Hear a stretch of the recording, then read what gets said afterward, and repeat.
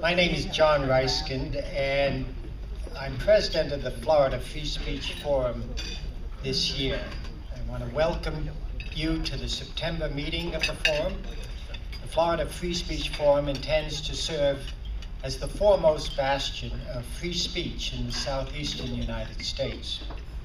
To that end, we stand proud of our success as a provider of monthly forums for now over 20 years. For more information about the Florida Free Speech Forum, you may visit our website at http://floridafreespeech.org, or just put in Google Florida Free Speech. You'll find us. There you will find upcoming program information, links to archives of past programs, get a membership form, and communicate with the forum leadership through email. When you join the forum, please be sure to give us your email so we may communicate with you in a timely manner. Our forum does not endorse candidates nor take sides on issues other than the issue of exercising the right of free speech. And to that mission, we are committed with passion. Questions after this presentation will make an important contribution to this forum. I stress the importance of stating a question rather than an opinion, since our goal is to draw upon the expertise and knowledge of our speaker. Just as the forum does, we ask questioners not to endorse candidates, nor to take sides on issues. Simply ask a question in a manner that will elicit more information and viewpoints on the topic being discussed. In addition, it is the responsibility of all forum attendees to be respectful of all questions. Let us all adhere to our mission of supporting the First Amendment by advocating, protecting, and defending the freedom of speech through open and constructive dialogue. So when the floor is open for questions, please come to the microphone at the center there. State your name and your question. The forum meets at the Paramount Plaza Hotel and Conference Center in Gainesville, Florida, from 11:30 to 1 p.m. on the second Monday of the month, September through May. Forum programs and the question and answer session that follow are recorded by TDC and rebroadcast by WUFT-FM and WJUF-FM on the last Saturday of the month at 3 p.m.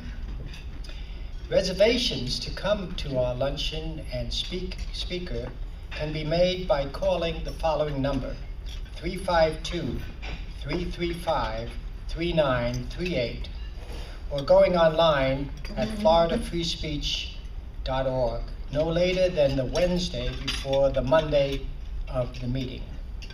And now, our program chair, Paul Hargrave, will introduce our speaker. Thank you, John.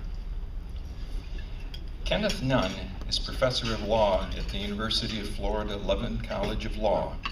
He teaches criminal law, criminal procedure, African American history and the law, and seminars on police brutality, race and crime, African traditional law and cultural studies. Professor Nunn received the A.B. degree from Stanford University in 1980 and the J.D. degree from the School of Law at the University of California, Berkeley in 1984. He's a native of Omaha, Nebraska. Before joining the University of Florida faculty in 1990, excuse me, Professor Nunn was a public defender in San Francisco and at the Public Defender Service in Washington, D.C. From 1986 to 87, Professor Nunn served as a staff attorney for the Southern Africa project of the Lawyers Committee for Civil Rights Under Law. Professor Nunn has written widely about the impact of race on the criminal justice system and other legal institutions.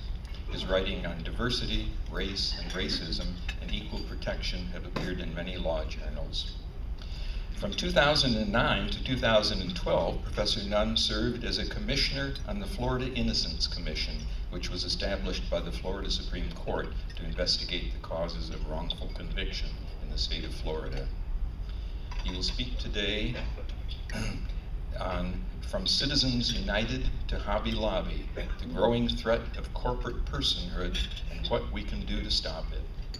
Professor Nunn.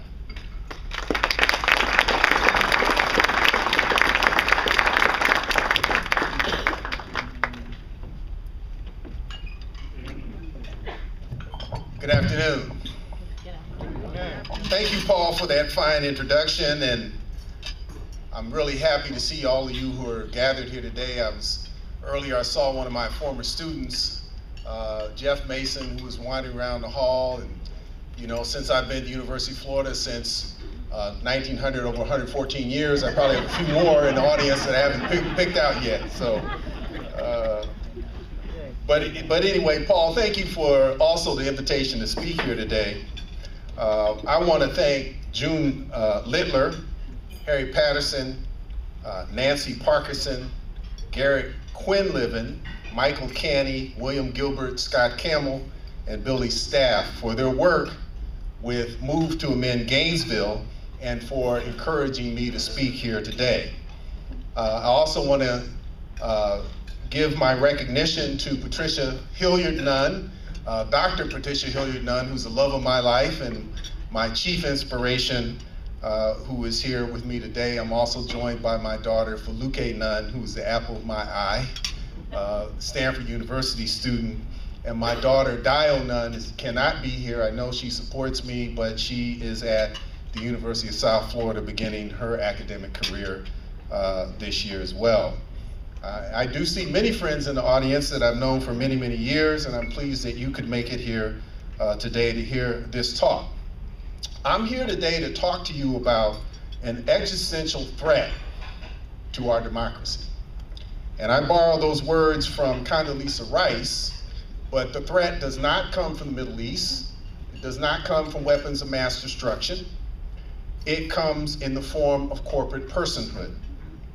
In two recent Supreme Court cases, Citizens United v. Federal Election Commission and Burwell v. Hobby Lobby, corporations were granted statutory and constitutional rights that protected the corporation's activities from regulation by our elected representatives. In Citizens United, this was the right to freedom of speech, and in Hobby Lobby, it was the right to free exercise of religion under the Religious Freedom Restoration Act.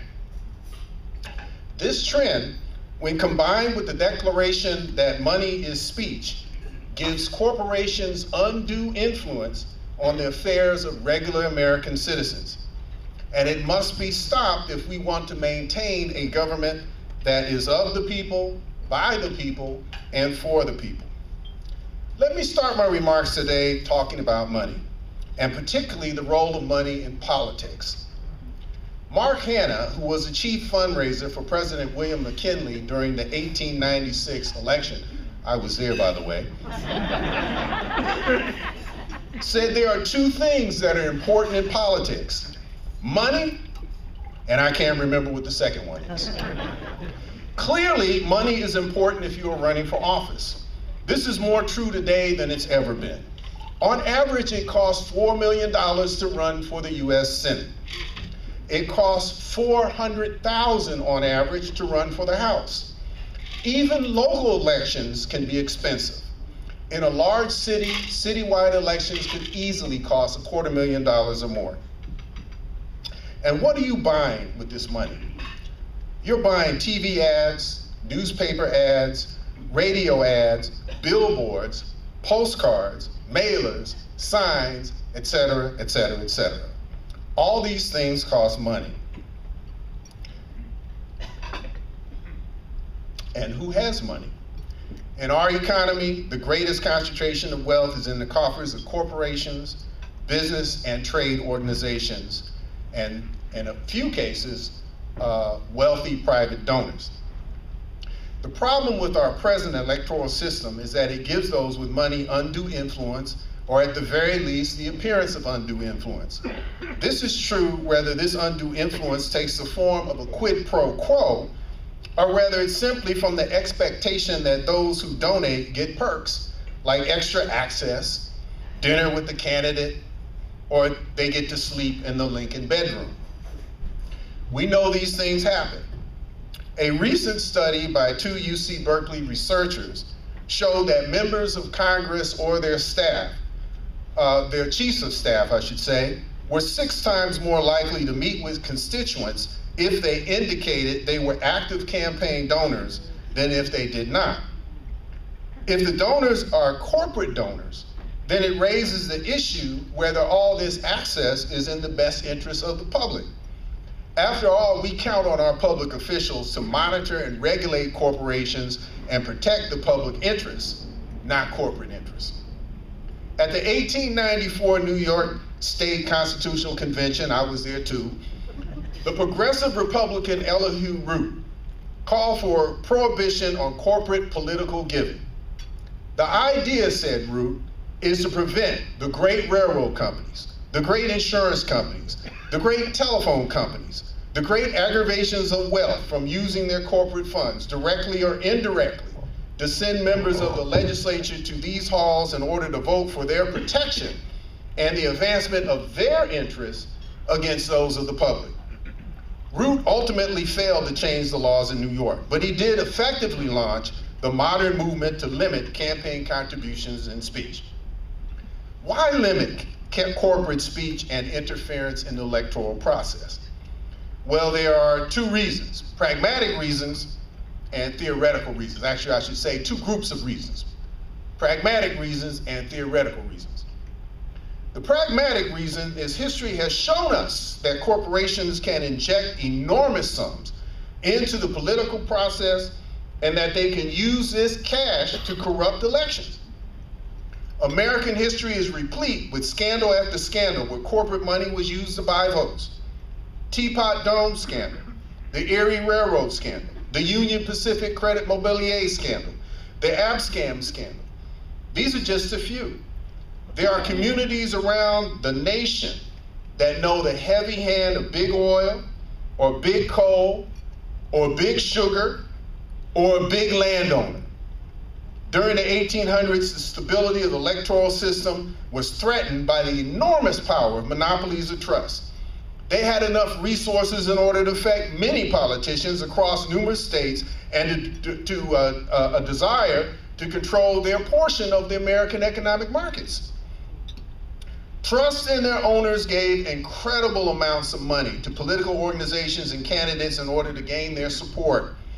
This support could be used, and was used, to influence laws, to stop legal actions regarding anti-monopoly legislation, and even to assist in putting competitors out of business.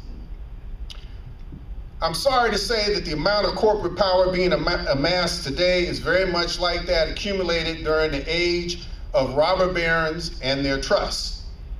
Consequently, there's an enormous amount of corporate money being injected into the electoral process today. The figures are mind-boggling. Super political action committees, political committees, tax-exempt organizations, and other non-party entities reported over $1 billion in spending on independent expenditures and electioneering communications advocating federal candidates in the 2012 election cycle. Let me clarify that. $1 billion was spent outside of money given to the candidates. That's what we're talking about, $1 billion. Soft money, dark money, money that's hidden, money that you don't have to say who the donors were for. $1 billion, okay? That's a lot of money. And that's so much money that 2012 is important, of course, because 2012 is the first election that we had after the Citizens United case, where the Supreme Court said that you could donate as much money as you wanted to, okay? So that's 3 times the $338 million reported by groups in the 2008 elections and 5 times the amount reported in 2004. So far this year, over $754 million were raised for congressional election campaigns alone. Now we're talking about hard money. $754 million, that's a lot of money. The industry given the largest amount, over $219 million, was the finance, insurance, and real estate industry. Is it no wonder that not one of the big banks or investment brokers has been prosecuted or fined for their role in engineering the financial crisis. That $754 million covers campaign donations. That's not lobbying expenses. There are so many people spending so much money to influence the people who represent you and me that they have an industry of their own. They call it K Street in Washington, D.C. In 2013, the top 20 lobbying firms spent over $282 million on lobbying. That's just counting the top 20 firms and the amount of money that they spent. Okay? The U.S. Chamber of Commerce spent almost $52 million, $51.9 million. Health-related companies spent $58.6 million lobbying your congressman, my congressman, our senators in Washington, D.C. 58.6 million, that's a lot of copays. Okay. The theoretical reason that we are upset or concerned about this money, amount of money that's out there, focuses on the nature of a democracy. Simply put, a democracy is a government of the people, by the people, and for the people. What is a corporation? Corporation is not a real thing. I mean, you're never going to go to Atlanta and meet Mr. Coca-Cola. Even though they had that little jingle out there, it's the real thing, baby. You're not going to find a real Mr. Coca-Cola in Atlanta. Okay? A corporation, if we want to define it, is a device to limit the liability of its investors.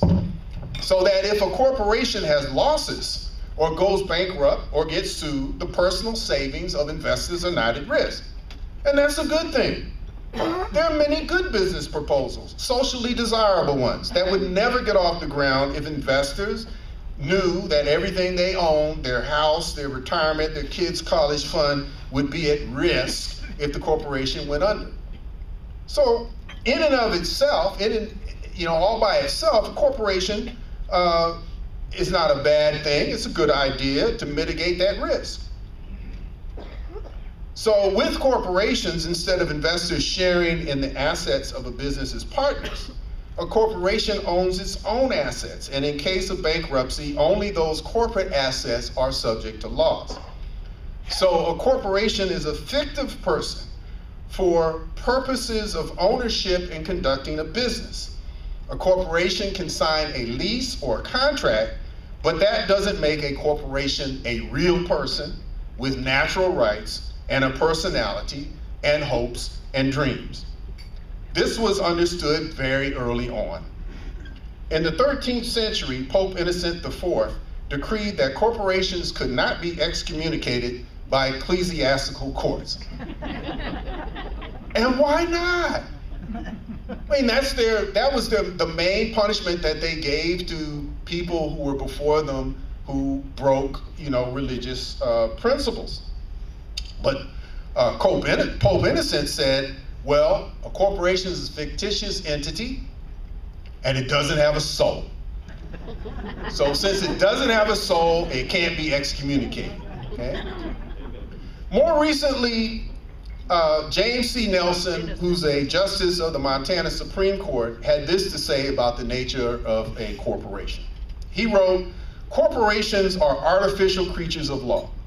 As such, they should enjoy only those powers, not constitutional rights, but legislatively conferred powers that are concomitant with their legitimate function, that being limited liability investment vehicles for business. Corporations are not persons. Human beings are persons, and it is an affront to the inviolable dignity of our species that courts have created a legal fiction which forces people, human beings, to share fundamental natural rights with soulless creatures of government. Corporations, then, are what we in academia would call social constructions. They have no natural rights, as they would not exist at all were it not for the human imagination. Corporations have no hopes and dreams. They have no true politics in that sense. The only goal a corporation has is to make more money. In fact, when I was a student, I was active in the anti-apartheid movement. And in fact, I did that as a undergraduate, as a law student, and then one of my first jobs as a lawyer was pursuing the interests of the anti-apartheid movement when I worked for the Southern Africa Project in Washington, D.C. We would go to corporations all the time and ask them to be involved in the boycott against the apartheid regime in South Africa, and to stop selling things to South Africa and to take their business interests out of South Africa. And you know what they told us? The board members would always say, well, you know, I have a fiduciary obligation to the corporation. And my fiduciary obligation requires me to make sure that this corporation makes a profit.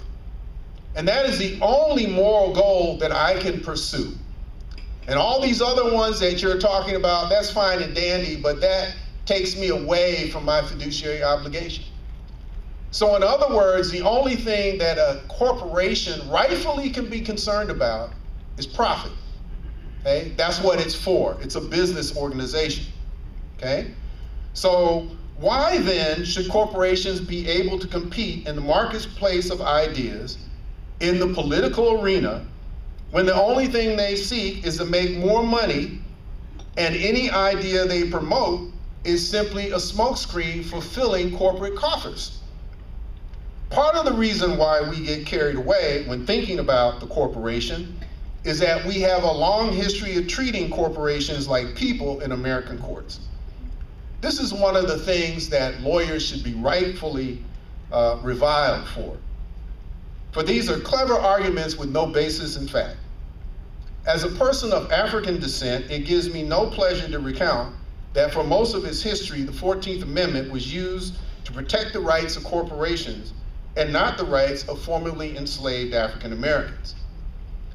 Although the 14th Amendment was passed to give African Americans equal citizenship, for over 75 years, between the end of Reconstruction in 1877 and the Brown v. Board case in 1954, the 14th Amendment was not used to protect African Americans at all. But since the 1886 case of Santa Clara County v. Southern Pacific Railroad, the court has treated corporations as persons under the 14th Amendment entitled to equal protection that black people were not getting. In Santa Clara County, the Supreme Court used the 14th Amendment to strike down a county tax, with the railroad argued singled it out for special treatment in violation of the Equal Protection Clause. By 1938, Justice Hugo Black observed with dismay that of the cases in which the court applied the 14th Amendment during the first 50 years after Santa Clara, less than 0.5% invoked it in protection of the Negro race, his words, Negro race, and more than 50% asked that its benefit be extended to corporations. So you can see what we're talking about. It goes all the way back to the 19th century. We're extending rights of people to corporations, not to the people who need them. The Santa Clara County case was just the beginning. Lochner v. New York was the Supreme Court's next troubling decision. Some of you are aware of that case. In Lochner, the Supreme Court used the 14th Amendment to strike down a New York state statute limiting the number of hours employees could work at a bakery. The court explained that the regulation of employee hours interfered with the employer's freedom of contract and thus violated the due process clause of the 14th Amendment. From the 1905 Lochner decision until the middle of the 1930s, the court invalidated approximately 200 economic regulations, usually under the due process clause of the 14th Amendment. Many of the challenges were brought by corporate plaintiffs. Most decisions centered on labor legislation that, like the legislation in Lochner, would provide better working conditions for employees, regulating prices, and restrictions in the various states on what it would take to enter into business.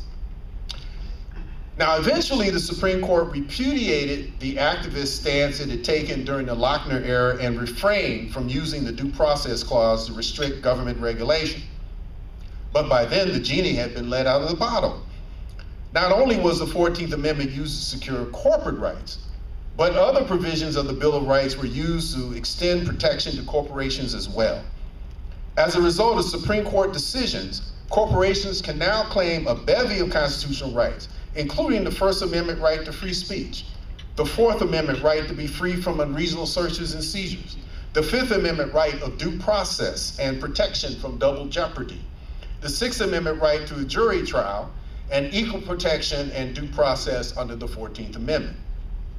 Now understand, these rulings are the result of an activist court creating law on behalf of corporations. Corporations as such are not mentioned at all in the Constitution, and there is no evidence the founders intended to include corporations as part of we the people. And this is really interesting to someone who is a constitutional scholar, because most of the justices who are on the majority in cases like Citizens United and Hobby Lobby, and who are granting these rights to corporations, are also justices who claim that they are concerned very much about the original intent of the founders. And so all of these originalists are saying, well, we won't change anything unless it's in the language of the Constitution. But here we have a clear instance where there's absolutely nothing in the Constitution about corporations. And when we start looking at, for example, this right of citizenship that's under the 14th Amendment, when they talk about born or naturalized persons in the United States, a corporation is not born. Corporation cannot be naturalized. So obviously the intent of the framers was not for corporations to have these rights. It's really quite clear that what we're seeing is an activist extension of what should be the case by this present Supreme Court. This extension of corporate constitutional rights to corporations has made it difficult to craft legislation preventing or limiting corporate campaign contributions. This was clear when Congress passed the Bipartisan Campaign Reform Act of 2002, otherwise known as the McCain-Feingold Act. McCain-Feingold attempted to do four things, actually five, but I only have four here. Okay? One is control soft money, or money raised outside of the limits for federal election law. Okay, so the federal election law would say within certain period of time or for certain purposes, this is money that had to be reported, you could only raise it under these conditions, okay? So McCain-Feingold said, other money, so-called soft money, we want to try and control that too, okay? McCain-Feingold also prohibited coordinated expenditures by a third party that are for the benefit of a candidate's campaign. That is, campaign can't spend but so much money, but then you have a rich uncle and you could tell your uncle, well, I need this, this, this, and this, so McCain-Feingold said you couldn't do that. Okay, McCain-Feingold set contribution limits that are pegged to inflation. I think they're now like $2,500 or so per federal candidate. And then finally, the act prohibited third-party electioneering communications, or, for example, issue ads that discuss candidates in the context of certain issues without specifically advocating a candidate's election or defeat within a certain time period close to election. It was 30 days for a primary and 60 days for a regular election. Now, what was that provision designed to stop? Remember a couple of elections ago when the whole issue of swift voting came up, okay? Did they say anything about whether or not the candidate could run for president, whether or not they should vote for him for president? No. It was all about Vietnam. Didn't mention the election, okay? Came in late, too late to be able to generate a response. So the rule now in McCain-Feingold was that you couldn't do that. You had to, within a short time frame, within 60 days of a general election, you could not produce something that was talking about a candidate, okay? That provision was the subject of contention in the Citizens United case. Citizens United, a nonprofit corporation that accepted some for-profit corporate funding, produced a feature-length documentary entitled Hillary the Movie. Although the documentary was available in theaters and on DVD during the 2008 primary season, Citizens United also wished to distribute the movie through a cable television video on demand service. The video on demand service required a $1.2 million payment.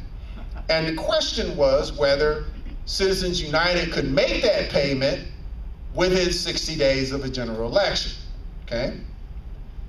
The documentary contained no express advocacy, but it did contain many negative statements about a candidate for office, including the statement that the candidate, Hillary Clinton, was a European socialist, not fit to be commander-in-chief.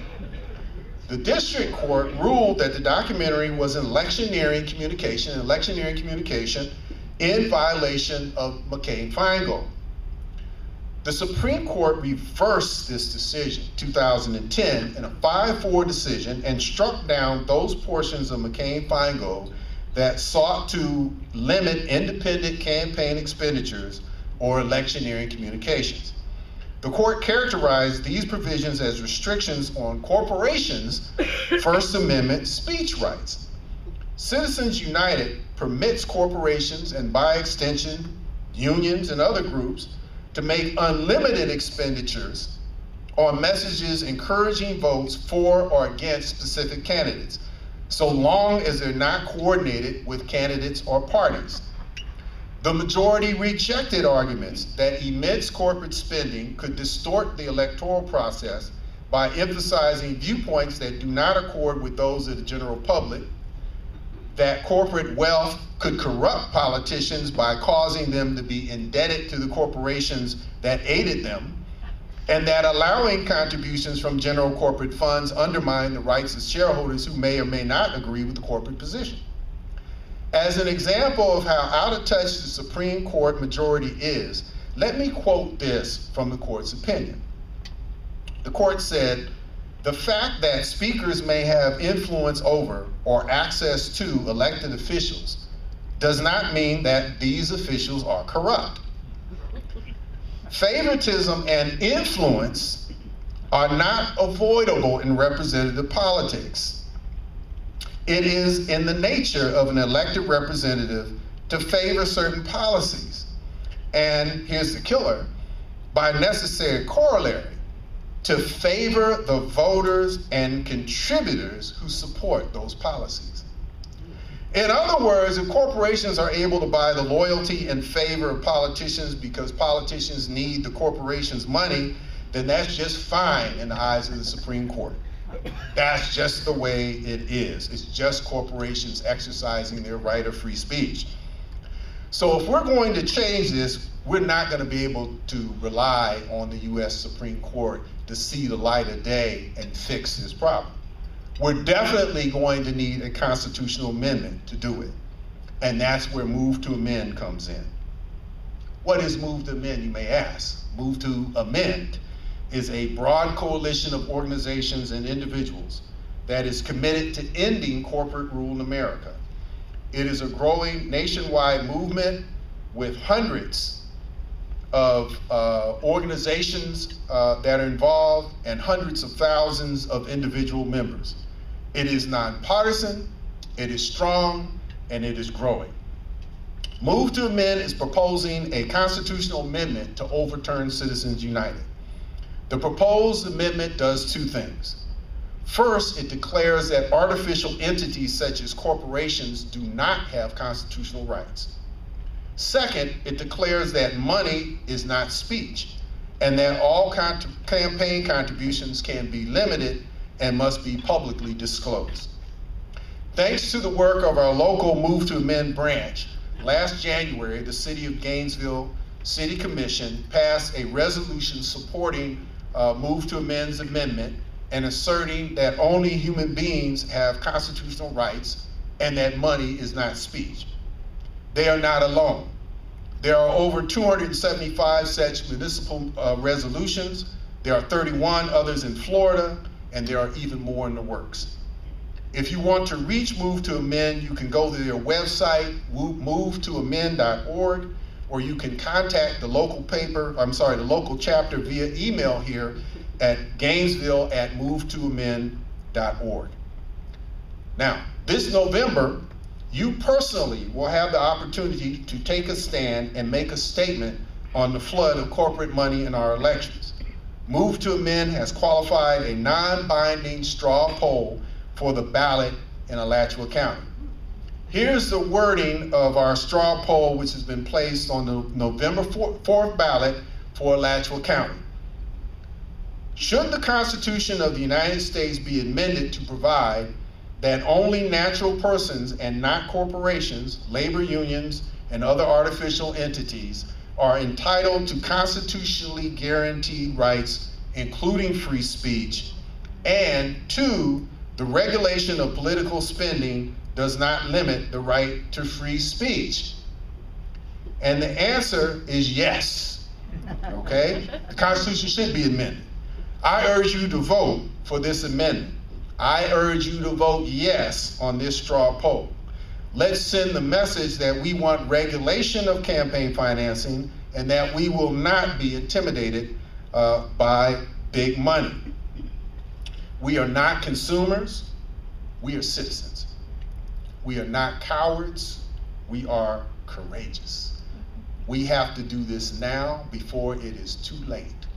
We cannot allow the mechanisms that are used to govern ourselves, to set policy, to direct our government, to direct our military, to direct our entire society, to be determined by people with big pocketbooks, by people who may be controlled by the 1% of Americans who then vet all of our candidates and then give them to us and tell us these are the approved candidates that you can vote for and no others, because the others will not be able to get the money that we have driven into the system and driven up the costs in the system in order to allow people to be heard, okay?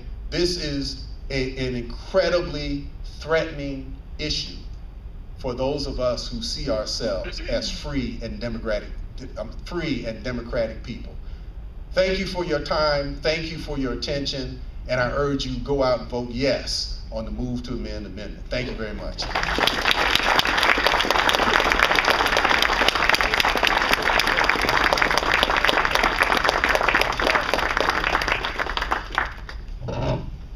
Thank you, Professor Nunn. This is an opportunity now for you to express yourselves in the form of questions. We welcome your questions. There's a microphone right in the center there, and we urge you to come to the microphone, give your name, and state your question briefly and succinctly. And while people are approaching the microphone, I want to welcome the students from Buchholz High School who've joined us for lunch. Kirsten Clement brings them each month, we hope every month, and hope you'll have a debate on this issue in your classroom. Okay, My name is Nancy Parkinson. My name is Nancy Parkinson, and I'm on the coordinating committee for Move to Amend.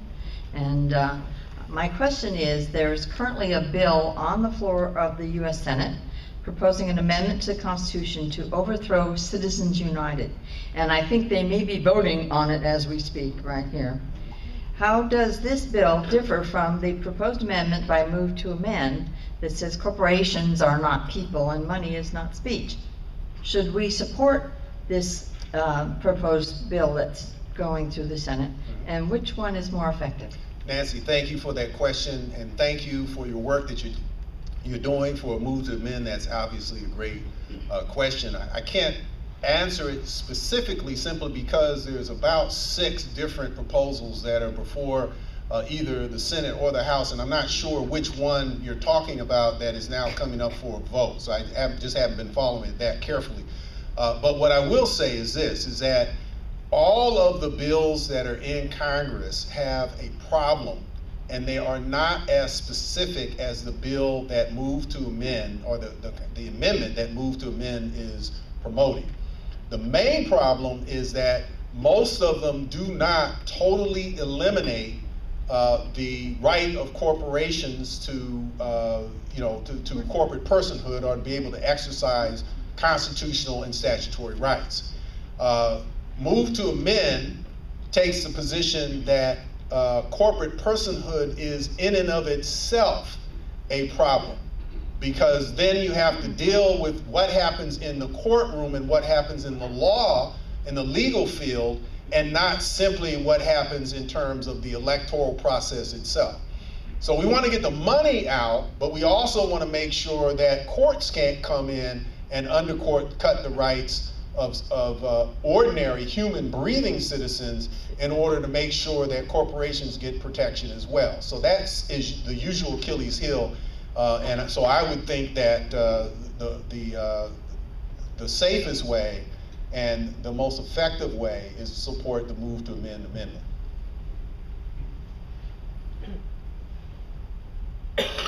Hi, my name's Nancy Jones. Hi. And this has been interesting and illustrative to me. My question is, after Citizens United, we've had a recent case, the Hobby Lobby case, that also addresses corporate personhood from another angle, and I was wondering if you would comment on that. Yes, well, Hobby Lobby is a case, it was originally Sebelius v. Hobby Lobby, and I think it's Barlow v. Hobby Lobby now, that was filed by Hobby Lobby stores and a couple of other small corporations that were owned by people who saw themselves as being religious individuals, and they were concerned about making payments to allow their employees to get, to obtain abortion under the new, the new rules that have come under, the Health Care Act, the Affordable Health Care Act. And so the problem with that, okay, is that I have no argument with people's deeply held personal beliefs. If you have a certain religious principle and it makes it difficult for you to support a particular point of view or to support particular activities, I'm all for that. Okay, that's fine. But that's not what the court said in the Hobby Lobby case. They didn't say that these individuals had a right to their own religious practices. What they said was that the corporation that they owned, okay, even though it was a closely held corporation, that is, with not a whole lot of shareholders, it was still a corporation, that corporation had particular religious rights. Now, they stopped short of saying that they had religious rights under the Constitution. They said they had religious rights under the federal statute that was set up to protect religion. And so that was as far as they went. But the point is that they're still saying that there are rights, in this case statutory rights, that can be exercised by the corporation itself. Now, understand the irony of this. Hobby Lobby, as a corporation, could not hire employees and ask them at the outset, are you in favor of abortion? They couldn't ask them or contraception, I'm sorry. They couldn't ask them at the outset, what was your rule on your feeling on right to life? Or do you think you might use some kind of medical procedure that would be related to contraception? They couldn't ask them that, because that would then be a violation of the employee's constitutional rights, okay?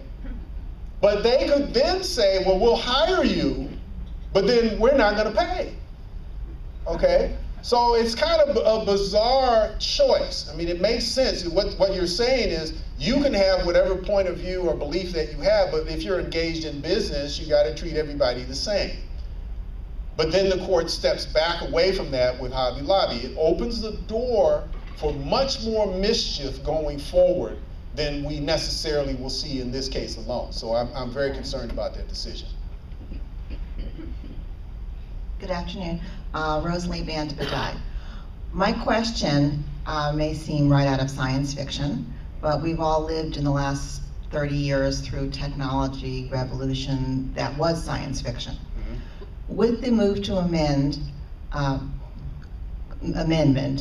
deal with artificial intelligence and artificial life forms that, again, we think of as science fiction now, but the law always seems to be behind the technology revolution. So as we move forward 10, 20 years ago, and there's already been some artificial intelligences, I think in New Hampshire, that they're claiming persons are persons. Right. Well, I just hope you're wrong, that we never get to that point. But given the fact that I've been around for 100 years, who knows what it'll be around for another 100 years. So with that caution, my view is that the move to amend amendment would still cover that situation. That is, robots would not get rights unless robots, unless I guess current citizens would change the Constitution again to grant them constitutional rights, because what this amendment states is only natural persons. And even though a corporation clearly is not a natural person, my guess is that an artificial intelligence would not be a natural person either. Okay? Thank you. Hi, Joe Quarter, and just to get back to the Hobby Lobby thing, you mentioned the idea of just opening the door to further mischief. Is this a strategic Supreme Court that's intentionally opening the door to mischief so they can have their agenda move forward? This is a young court, a conservative court, and obviously, as we've seen, an activist court. Right. This is a specter that scares me, that this isn't just a random decision, but right. picked. Well, it scares me too. I mean, I can't really speak with a lot of authority on their right, their freedom to practice free expression of religion cases. But I can say that in other areas, certainly the equal protection area, dealing with some of the issues that come up like affirmative action, that it does seem that the court is deciding cases and putting things in those cases that they can come back to and expand at a later point in time. So many people say that about Justice Roberts. He's very intelligent, very smart, and appears to be very forward-looking. So that does create a problem, a matter of concern. I can't tell you for certain whether in this area that's true. Can't tell you where all of the bones are buried, but I do share that suspicion as well. Thank you. Hello, I'm Shirley Bloodworth. Thank you for a very enlightening conversation. You seem to have your moral compass in kind of the right direction, at least where we agree with you. Thank you. But I struggle so hard to understand some of the basic concepts. As you said, corporations don't have souls. They are not people. Exactly. So they cannot formulate the words that make them a corporation, a person. So they have to have pawns of lawyers who can do this kind of manipulation of concepts. Right. Is there a huge struggle within the legal community between those with your moral compass and those who are designing corporations as people? Well, thank you for that question. It's actually quite a very good and apropos question. I'm sorry to say there is not a huge struggle. Okay? There is a struggle. There is a minority of lawyers who are concerned about these issues, who are struggling and fighting to preserve the rights of regular citizens and for justice. But that's true in any area, whether you're talking about corporate law, you're talking about housing law, you're talking about virtually any area, criminal law. The easiest thing to do is to go with the tide of the day. There's a long history in this country of activist lawyers, of lawyers who are prepared to challenge governmental institutions and powerful institutions in our society, who are fighting for justice. But unfortunately, that's a minority of people. But I think maybe that's the way it should be.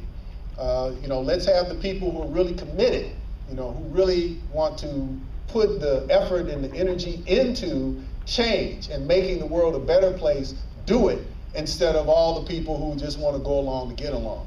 And we've made a lot of advances in America. We've made a lot of changes. We've got We no longer have child labor laws in America. We have child labor laws. We no longer have children being exploited. We no longer have chain gangs where people are being exploited. There are lots of things that have changed in America because of activist lawyers who stood against the tide and made the difference. And my hope is that that will continue, and some of my students will be there in the years going forward. Thank you. Thank you. Professor Nunn, Richard Hires here. Thank you. Thank you. Mr. Hires, it's good to see you. Dr. Hires. Well, thank you for all that. Yeah, you have better titles than I do, so we'll skip that.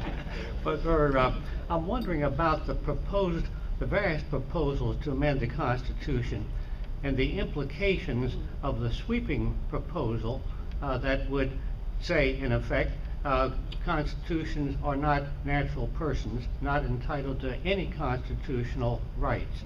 In a theoretical standpoint, that makes good sense. I think everything you said and I've heard and I understand, it's a fiction. Corporations are not persons. But what would be the implications of the broader version of the proposed amendment with regard to such matters as equal protection for the interests of corporations, where one corporation might receive preferential or degraded, discriminatory treatment by a public body of some sort. Granted, the 14th Amendment was used in this area where it should also, or certainly instead, have been used to protect the rights of African American citizens. But what would be the implications? Would there be other ways, other than invoking the 14th Amendment, that corporate interests could be protected against discrimination? Yes, sir. Thank you for that question. That's a very good question. And I think that's one that has been brought to the fore with the different types of proposals in terms of amending the Constitution or not. Okay, so I think that's a very good question. What we have to understand is that the difference between a constitutional provision and a statutory provision is that a constitutional provision is based upon natural law.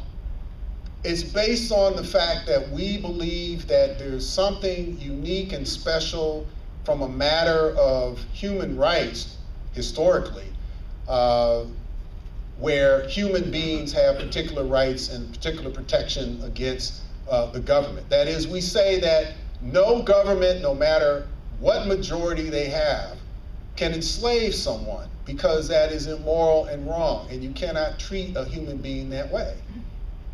Now the question is non-discrimination against corporations of that nature, or are there some circumstances where non-discrimination against corporations is a good idea? Okay, I would argue that corporations fall in the latter category. That is, it's that if you don't want discrimination against corporations, you simply pass a statute to say that there should not be discrimination against corporations. And that covers it. But it shouldn't be the type of principle that can never be changed by a government, regardless of the circumstances and regardless of the time, for the rest of the existence of the American polity. And that's where I differ with the argument that corporations, in fact, need rights. Well, they do need rights, but they don't need constitutional rights. Most of the interests that corporations have can be protected by statutory rights. And certainly that's the argument the Supreme Court's making in the Hobby Lobby case, where it's statutory rights that the Supreme Court is granting to the corporation and not constitutional rights. As I said, it remains to be seen whether it's just a stepping stone in that direction, but the point is that statutory rights may be sufficient in this context. Thank you for your very thought-provoking comments. I'm Phyllis Sarnan, and I wonder what has been the reaction so far of those who benefit from the Citizens United decision to the move to amend movement? Well, thank you, Phyllis. I appreciate those kind comments. You know, I'm not sure what the reaction to those who benefit from Citizens United, from corporate largesse, is so far to the Move to Amend movement. My guess is probably just dismissal, that they're not interested in it. They're gonna try and ignore it and hope it goes away. But what will happen if things go the way that these things usually go is that as more and more people begin to focus their energy and time into this movement and want to make these changes, that eventually what we'll see is an effort to co-opt it. Okay, and if they can't do that, then they'll try and shut it down. They'll, you know, use their lawyers and, you know, all of the money that they have to try and evade it. And we're just hopeful that those of us who are interested in protecting the constitutional rights and the political liberties of regular citizens will prevail, but it'll be a struggle, just like most things worth having are. I'm Barbara Herbstman, and a corporation is an aggregate of people formed together for a particular purpose, in this case to make a profit. Have the courts ascribed personhood to any other aggregate groups of people, and could they in the future? Well, you know, it just depends. Yes, it just depends on whether or not you consider other aggregates of people, such as the church, as a corporation or not. So yeah, unions, are they corporations? Well, technically no, they're associations, but yes, they do have rights of personhood in certain contexts. So yes, there are other groups that fit that category. That's why the statute, not the statute, but the amendment is the proposed amendment is as broad as it is, which is, let's talk not simply about corporations, let's not talk simply about unions, let's not talk simply about whatever. Let's say any non-natural entity is not a person under the law and does not have these constitutional rights. Now, the other thing that you do mention is that even though, say, a union won't necessarily have rights, or a church won't necessarily have rights, although that's a different issue, because under the Freedom of Religion Clause, churches have a particularly, you know, protected, you know, experience. So they're a little bit different. But basically, just because an organization doesn't have rights, those individuals who make up that organization do, including the right to organize collectively. So you know, the right of association, right? The right of free expression of religion. So there are individual rights that protect those groups, even though the corporate entity itself does not have constitutional rights. Okay. All right. Thanks very much. I want to thank Professor Nunn. Yes, we'll grab one brief question. Okay.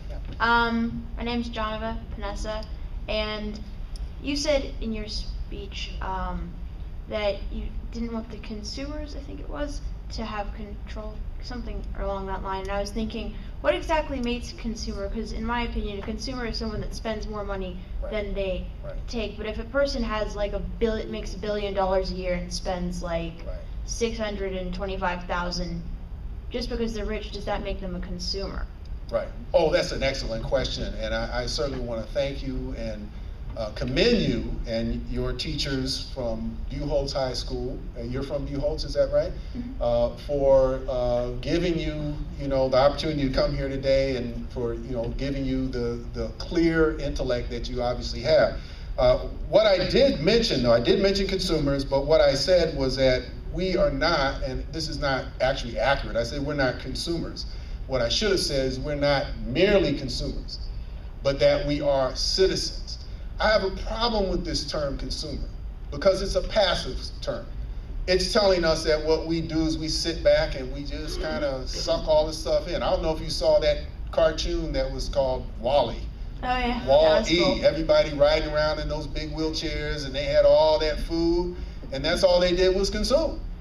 And so what I think what defines us is that we're citizens, and that we choose what our government will be like, and what our rights are going to be in that government, and that we don't just sit back and take things that other people bring to us and consume them. So that was the point I was trying to make, but I appreciate the opportunity to clarify that. So thanks. Well, very good. Thank you. Thank you, Professor Nunn, for today's speech. There is, while we're the Florida Free Speech Forum, we do recognize the time you've given to us to give a free speech, and in exchange, we will give you free membership in the forum for this year, and then to be more materialistic, we give you our Florida Free Speech Forum mug. So thank you so much. We hope you will all join us again on October 13th for the next Florida Free Speech Forum program. Our speaker will be Barry Lynn, who's the Executive Director of Americans United for Separation of Church and State. And he will be speaking on the separation of church and state. And I hope you'll come then.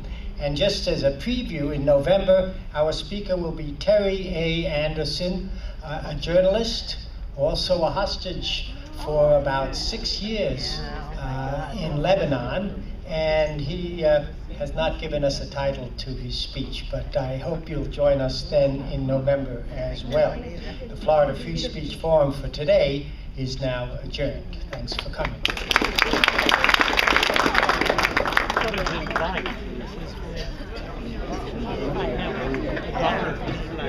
She went to Emory, never left her college town, so love to drive over there.